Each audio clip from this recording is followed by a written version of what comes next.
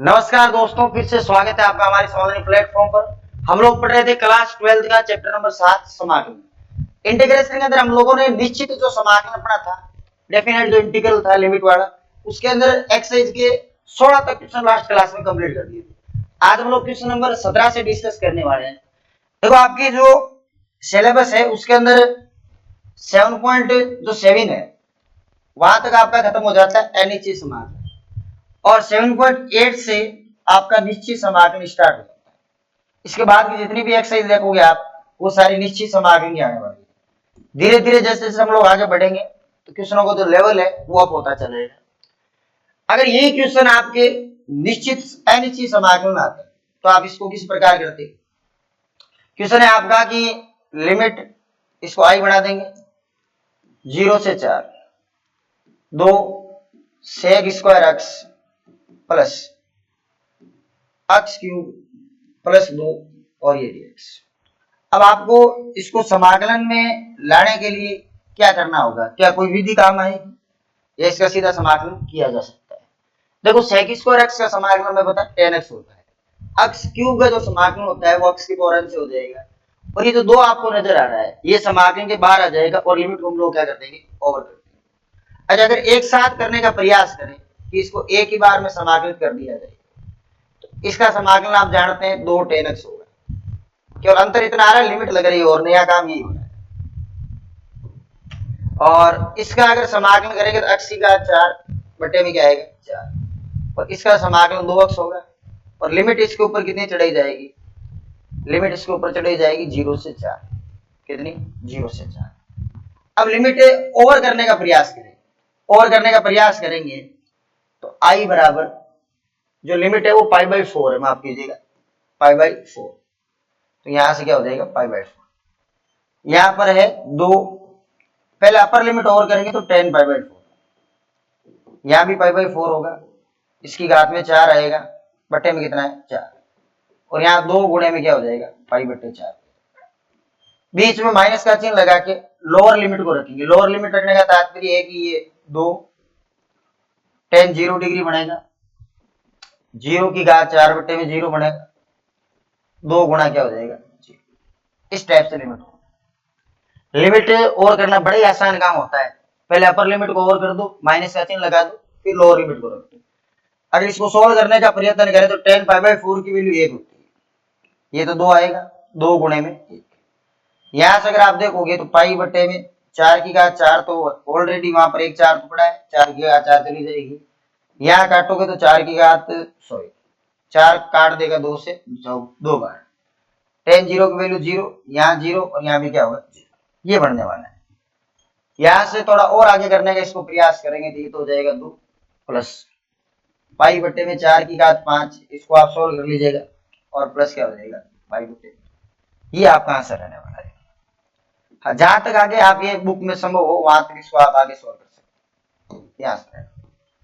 मुख्य काम यही होता है, क्वेश्चन जो होते हैं वो अनिश्चित समाकलन की तरह है। शुरू में स्टार्टिंग जो क्वेश्चन है वो जैसे अनिश्चित समाकलन में आप लोगों ने क्वेश्चन किए उसी टाइप के क्वेश्चन बनेंगे।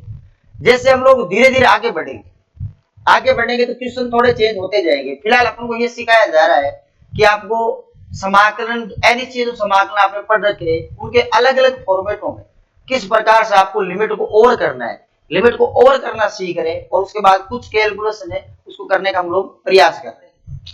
और आगे बढ़ाते हैं इसको। देखो, ये दे रखा है sine square x by 2 minus cos square x by 2। अगर मान लो ये बिना लिमिट के, लिमिट आपके यहाँ पर लगी हुई है 0 से पाई, और बिना लिमिट के इस क्वेश्चन को अगर पूछा जाता तो किस प्रकार हैंडल करते हैं इस क्वेश्चन को? Sine square x minus cos square x है। अगर मैं इसमें से माइनस का चिन्ह कॉमन ले लूं, अगर मैं इसमें से माइनस का चिन्ह कॉमन ले लूं तो अपने पास एक फॉर्मूला होता है कोस 2 थीटा। आपको याद होगा सही ये फॉर्मूला कि जो कोस 2 थीटा होता है, कोस 2 थीटा, कोस 2 थीटा में एक फॉर्मूला ये भी पढ़ा होगा आपने, cos square theta minus sine square theta, ये फॉर्मूला होता है। अगर इसमें से माइनस चिन्ह कॉमन ले ले तो लिमिट हो जाएगी 0 से पाई। माइनस चिन्ह जैसे ही कॉमन लेंगे तो ये बनेगा cos square x by 2 minus sine square x by 2। और यहाँ dx बनेगा। अब इसमें अगर आप फॉर्मूला अप्लाई करेंगे तो ये माइनस है, लिमिट आपकी 0 से पाई है। कोस टू थीटा का फॉर्मूला होता है cos square x minus sine square x. तो यहां से ये कोस हो जाएगा, ये 2। थीटा का जो मान है वो x बट्टे में 2 है और यहाँ dx ऐसे ही बनेगा। यहाँ पर जो एंगल दे रखा है वो हाफ एंगल, आधा कोण दे रखा है। अर्ध कोण का तात्पर्य है कि यहाँ पर जो आपका थीटा है वो आधा कोण है, x बट्टे 2 या x बट्टे 2 रखेंगे। अब अगर इसको सोल्व करने का आप प्रयत्न करेंगे तो सोल्व करने का प्रयत्न जैसे ही करेंगे तो ये जो 2 है इस 2 से कट जाएगा। तो यहाँ पर अपने पास क्या आएगा, i बराबर माइनस का चिन्ह, लिमिट आपकी अभी भी 0 से पाई चल रही है और यहां से क्या बनने वाला आपके पास में कोस x बनेगा और ये dx। कोई समस्या वाली बात नहीं। कोस x का जो इंटीग्रेशन होता है समाकलन होता है। कोस x का इंटीग्रेशन कैसे करते हैं, कोस x खुद का जो इंटीग्रेशन होता है वो माइनस का साइन x होता है। क्या होता है, प्लस का साइन x। अवकलन करेंगे तो माइनस साइन x होगा और इसका समाकलन करेंगे तो प्लस साइन x होगा। लिमिट चली जाएगी 0 से कितनी, और यहाँ आप देख सकते हैं कि यहाँ पर बनने वाला आपके sine pi minus cos 0 degree, sine pi minus sine 0 degree. Sine pi की वैल्यू भी 0 होती है और साइन 0 की भी 0 होती है। तो यहाँ से आपको जो उत्तर प्राप्त होगा वो क्या हो जाएगा, 0। एकदम नॉर्मल सा काम है, sine square x by 2 minus cos square x by 2। अगर लिमिट थोड़ी सी अलग हो तो एक अलग बात हो जाएगी। 0 से पाई लिमिट दे रखी, 0 से पाई लिमिट पर इसका जवाब देगी तो यही बनने वाला है। चलिए और आगे बढ़ाते हैं। अगला है 6x प्लस 3 और अपॉन में दे रखा है x स्क्वायर प्लस 4। याद कीजिए अगर अनिश्चित समाकलन में ये क्वेश्चन पूछ लिया जाता तो कैसे होता है। अगर यहाँ ये लिमिट नहीं होती, ये 0 नहीं होता, यहाँ पर 2 नहीं होता, इसको भूल जाओ। अगर ये केवल फॉर्मेट ही आपको दे रखा है तो इसको आप कैसे हैंडल करते हैं अनिश्चित समाकलन में। अनिश्चित समाकलन में अगर आप हैंडल करते हैं ना इसको तो आप ये कहते हैं कि 0 से 2 लिमिट है, यहाँ 6x प्लस 3 है और इसके अपॉन में x स्क्वायर प्लस 4। क्या किया जाता, अलग अलग भाग दे दिया जाता। क्या किया जाता, अलग अलग भाग दे दिया जाता। अलग अलग भाग देने से मेरा तात्पर्य यूं है कि अगर आप x स्क्वायर प्लस 4 से 6x में अलग भाग देते हो तो या तो उसका अवकलन ऊपर ढूंढ लिया जाएगा, आप डेस x अपॉन f x का फॉर्मूला लग जाएगा। अन्यथा क्या होगा, अन्यथा आप इसको t मान सकते हैं। इसमें अगर आप अलग भाग देते हैं तो 3 तो आपका बाहर आ जाएगा, x स्क्वायर प्लस 4 को पूर्ण वर्ग में लिख लेंगे और पूर्ण वर्ग का जो सूत्र होता है वो लगा देंगे। मेरे कहने का तात्पर्य ये है कि अगर आप इसमें लगाते हो तो ये 0 से 2 होगा, यहाँ ये 6x होगा, अपॉन में क्या हो जाएगा x स्क्वायर प्लस क्या हो जाएगा 4 और ये dx होगा। इसका अगर मैं डिफरेंशिएशन करूं, अवकलन करूं तो 2x आएगा, तो इसमें से मैं 3 को बाहर निकाल लूंगा, सीधा फॉर्मूला लग जाएगा। ठीक है। और अगर मैं इसकी बात करूं तो यहां से 3 तो बाहर आ जाएगा, इंटीग्रेशन 1 अपॉन में x स्क्वायर प्लस 4 और यहाँ क्या आ जाएगा dx। ऐसे बढ़ने वाला। अब आपके पास देखो ये दो फॉर्मेट, अगर मैं इसकी बात करूंगा, इसको t मानने का अगर प्रयत्न करूंगा, इसको अगर मैं t मानने का प्रयत्न करता हूं, इसका अवकलन देखता हूं तो कितना आएगा 2x प्लस 0, ऊपर 2 चाहिए और इसके अंदर इस 4 को मैं पूर्ण वर्ग में लिख सकता हूं। क्या 4 को पूर्ण वर्ग में कितना लिखेंगे, 2 का स्क्वायर लिखेंगे। क्या लिखेंगे, 2 का स्क्वायर। यानी आप इसको ऐसा लिख लो कि लिमिट 0 से कितनी आएगी 2 आ जाएगी, 0 से कितनी आएगी 2। इस 3 को यहां से बाहर ले लो, 3 दूनी 6 होता है, यहाँ क्या आ जाएगा 2x आ जाएगा, अपॉन में x स्क्वायर प्लस 4 है, ये x स्क्वायर प्लस 4 और ये dx, ये dx। अब आप देख पा रहे हैं कि इसका जो समाकलन है, इसका जो अवकलन है वो ऊपर मिल रहा है, तो अब डेस x upon f of x, इसका समाकलन कैसे किया जाएगा, log mode f of x की हेल्प से।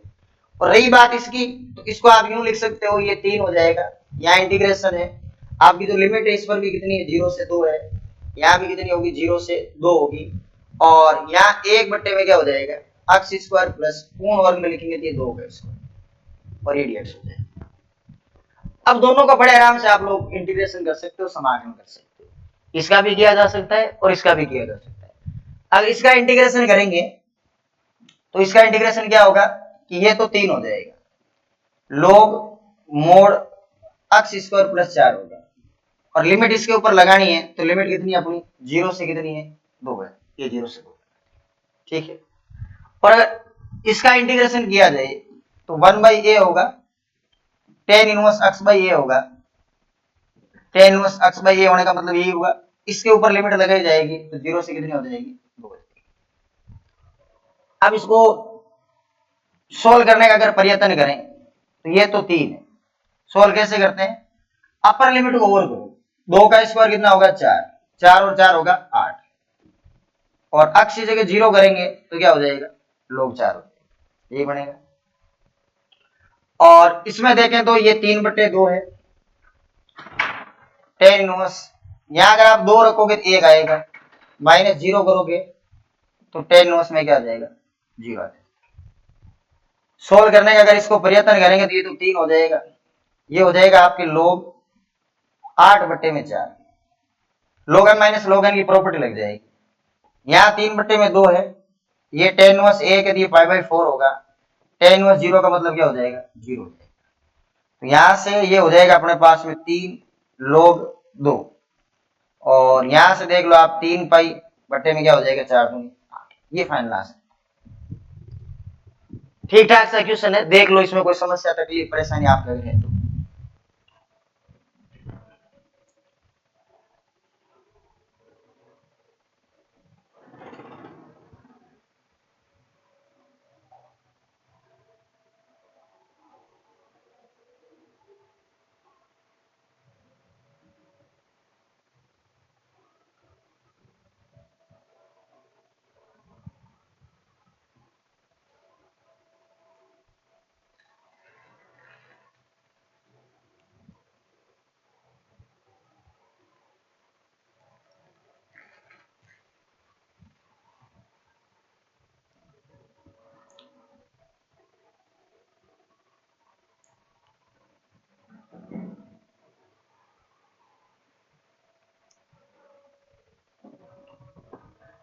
किया जा सकता है इसको बड़े आराम से, कोई दिक्कत वाली गाड़ी नहीं है।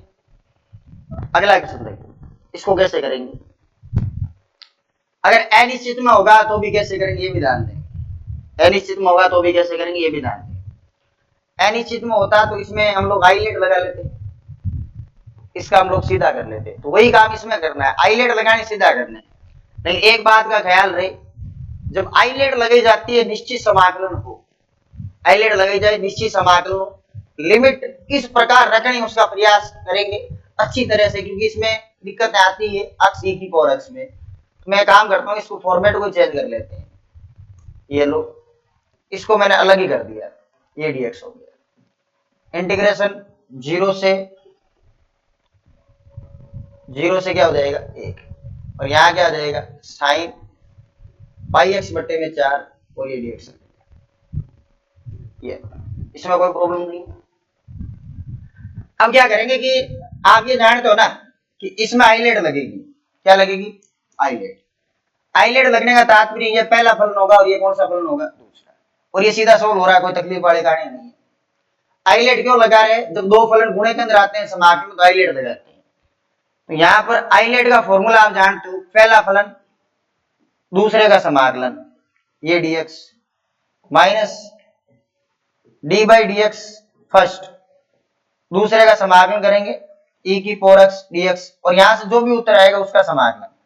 अब मैं आपको थोड़ी सी स्टाइल बताता हूं किस चीज की, इसके ऊपर लिमिट को कैसे चढ़ाते हैं। इसके ऊपर लिमिट चढ़ाने का तरीका होता है 12 से कोष्टक बना दो और यहां लिमिट लिख दो सीधी 0 से।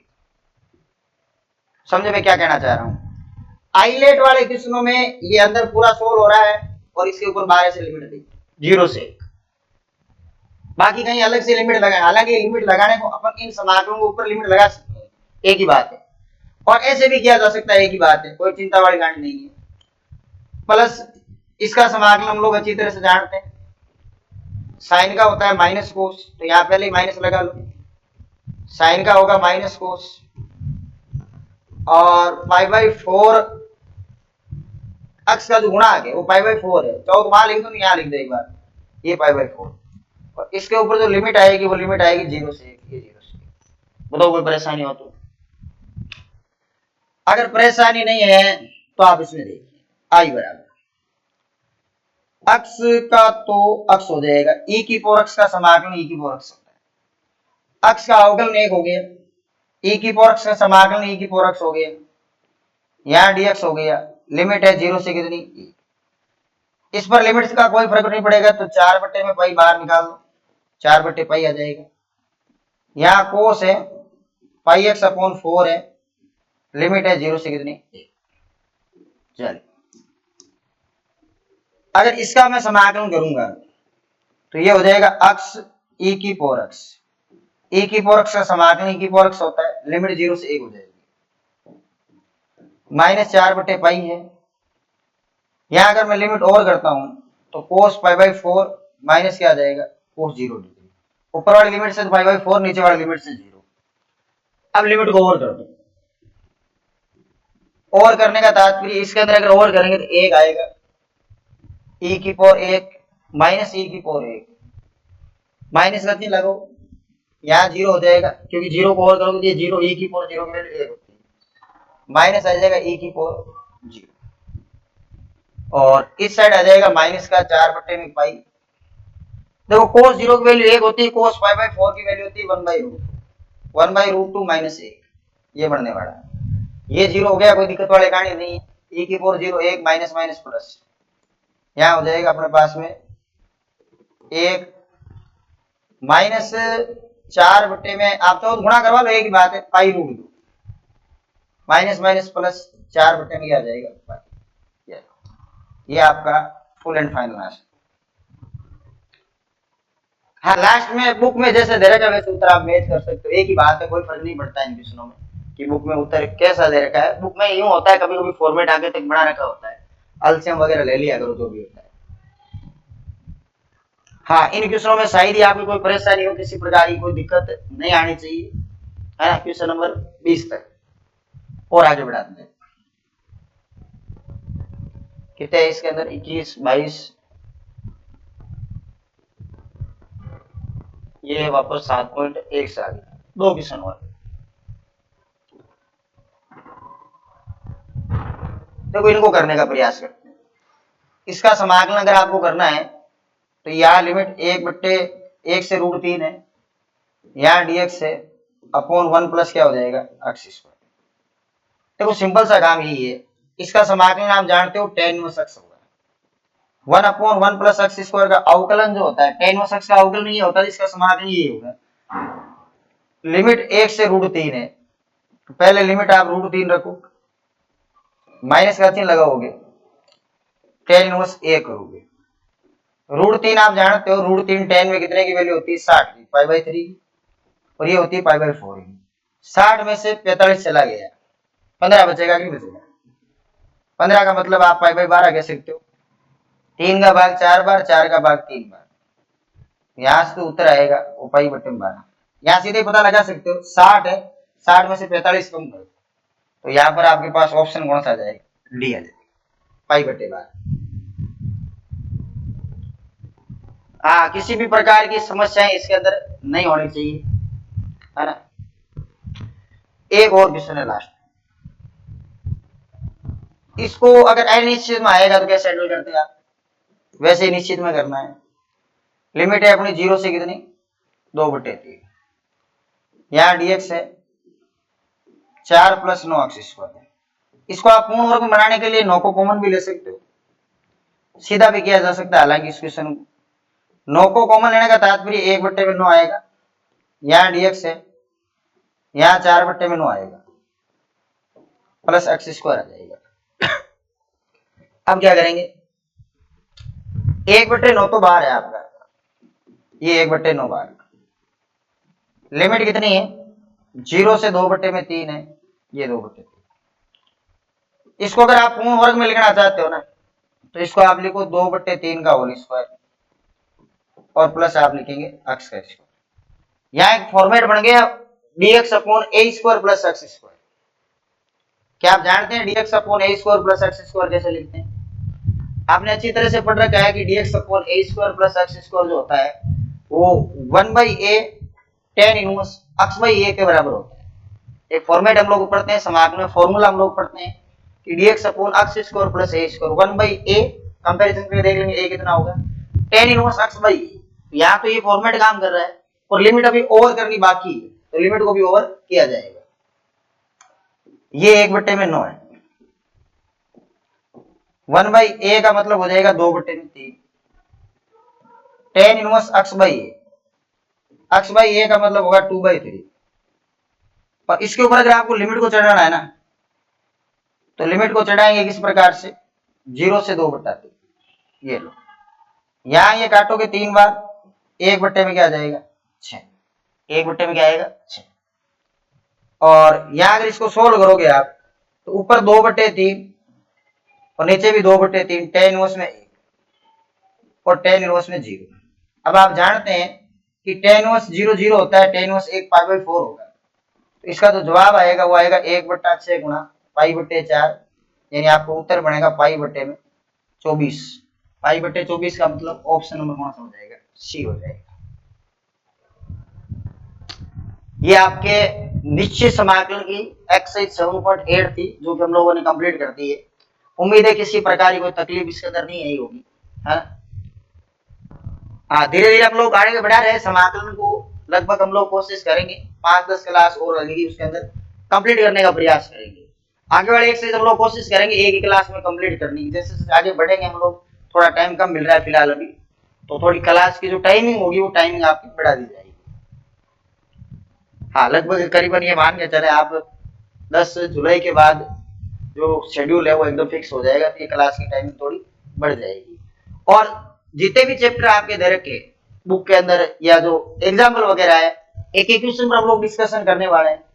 समाकलन में आप ये चिंता कभी नहीं करें कि एनसीईआरटी के अंदर लास्ट में उत्तर से मैच किया गया है, कोई फर्क नहीं पड़ता। आपको इंटीग्रेशन करना आना चाहिए, मैक्सिमम सॉल्यूशन आप पहुंचा दो, वहां तक आपको एकदम करेक्ट माना जाता है। बाकी कोई किसी प्रकार की चिंता नहीं होगी। अगर आप साथ साथ में पढ़ रहे हो और थोड़ी अगर स्पीड आप देख रहे हो कि आपकी स्पीड बन रही है इंटीग्रेशन के अंदर, तो आप क्वेश्चनों को लगा सकते हो, नए क्वेश्चन भी चेक कर सकते हो आप। वीर प्रश्नावली जो हम लोग पढ़ेंगे ना इसमें, तो हमारे पास जो क्वेश्चन आएंगे उनको हैंडल करेंगे, तो थोड़ा ध्यान देना है। तो अगर आपने पुराने जितनी भी एक्सरसाइज है वो आपने अगर निकाल रखी है, तो वीर प्रश्नावली क्वेश्चन हम लोग लगा सकते हैं। 40-45 क्वेश्चन जो भी दे रखे हैं वो अनिश्चित के भी है और निश्चित के भी है। निश्चित में नई बात इतनी आने वाली है, कुछ गुणधर्म हम लोगों को नहीं पढ़ते। 6-7 गुणधर्म बुक में दे रखे हैं किताब एनसीईआरटी में, उनको लगाना। उनके क्वेश्चन जो होते हैं वो बड़े नंबरों में एग्जाम में आते हैं, कभी कभी 5 नंबर के अंदर, या अगर फॉर्मेट बोर्ड एग्जाम बढ़ा के दे 6 नंबर का या 4 नंबर का दे तो 4 नंबर का, अथवा के अंदर क्वेश्चन पूछे जाएंगे। और निश्चित है कि वहां से क्वेश्चन आएंगे, आपको कोई 2 क्वेश्चनों में से एक क्वेश्चन को करना होगा। अनिश्चित के जो क्वेश्चन है वो 3 नंबर में, 2 नंबर में, 1 नंबर में, बहुविकल्पीय या रिक्त स्थानों में कभी कभी अनिश्चित समाकलन सूत्र भी पूछ लिए जाते हैं, तो इसका भी आप ध्यान रखें। मिलेंगे अगली क्लास में। निश्चित समाकलन की जो अपने 7.9 एक्सरसाइज है उसको हम लोग सोल्व करने वाले हैं।